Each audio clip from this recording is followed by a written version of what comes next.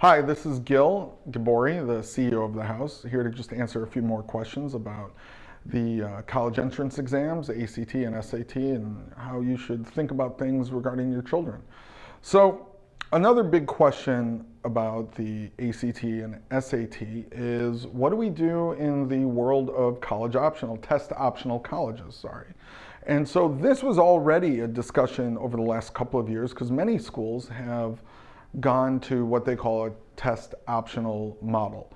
During the COVID pandemic, for the course of one cycle or 1 year of admissions, the universities have said, many universities have said, that they're also going to go test optional, meaning schools that haven't decided to do that systematically are choosing to do that for this year. I want you to be very clear about what test optional means. Test optional means that they will look at applications without test scores, which they have not done before, which is fantastic. We are not big believers that a multiple choice test on a single day tells the world who your child is. It's actually the opposite. Schools, especially the larger schools, essentially use the math behind the test to plug into their algorithm so that they can reduce 50,000 applications to 5,000 applications. Schools these days, the ones that we just talked about being test optional, have either permanently figured out a different algorithm by which to do that, or are doing so for the year, like I mentioned. Now, there is an asterisk mark that you should know. It is test optional. They will be happy to look at test scores that are submitted.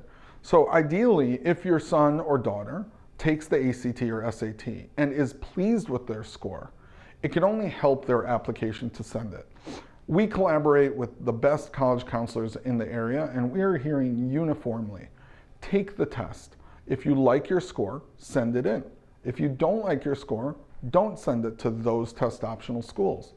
It can only work to better your score. Actually, historically, we've said the same thing about the SAT subject tests, which we can talk about in a different video. When you have the choice of whether to send your score or not, which if you're anywhere near my age, you'll remember a time when that wasn't true, then you will only have it work to your benefit. So don't decide that preparing or taking the ACT or SAT is not necessary, because if you're in a position to do well on it, you can really add to your application that way. And if you're curious about where you're standing, your child is standing on their ACT prowess or SAT capabilities today, feel free to call us. We give free diagnostic exams under proctored conditions and then give a very detailed report, a 6-page report filled with data that we can explain to you, but even more so will be useful for the student or anyone that works with the student, whether it's us or someone else, to really analyze how capable is this student for this test, how will the strategies that we teach be employed, and is it worth the effort? Don't get me wrong, you may see that your child's score is already outstanding and worth sending, or you may find that their score is challenging and the time and money it would take to increase them may not be worth it if you are looking at test optional schools. All of these are things to think about. You can reach out to the House and we'll be happy to help you answer any questions you have.